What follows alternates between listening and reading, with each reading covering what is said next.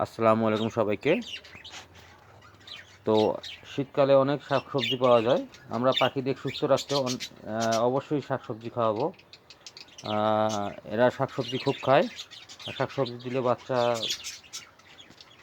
বড় হইতে সাহায্য করে এবং অনেক ভিটামিন আছে শাকসবজিতে। তো এরা কাঁচা শাকসবজি, গাজর, টমেটো আর অনেক কিছু খায়, পাতাকপি।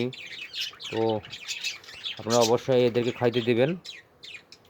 শশা, তো শশা দেওয়া সবসময় দেওয়া যাবে না, শশা না দেওয়াই ভালো।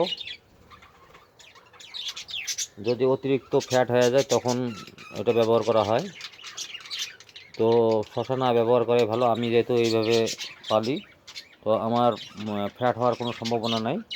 অনেকে খাঁচায় পোষেন, খাঁচায় পুষলে এদের চলাফেরা আপনারা তো বোঝেনই যে হাঁটা চলা না করলে যে সমস্যা হয়, এদেরও একই সমস্যা হয়।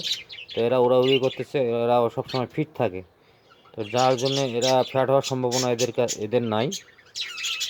তো আপনারা পারলে এইভাবে পালার চেষ্টা করবেন, খাঁচাতে না পালে। খাঁচাতে অনেক ঝামেলা, প্রতিটা বাটি পরিষ্কার করতে হয়, তারপরে প্রতিটা বাটিতে খাবার দিতে হয়। আর এখানে খাবার দিতেও সময় লাগে না, আর পরিষ্কার করতেও সময় লাগে না। তো যাই হোক, সবাই ভালো থাকবেন, সুস্থ থাকবেন। সবাইকে আসসালামু আলাইকুম।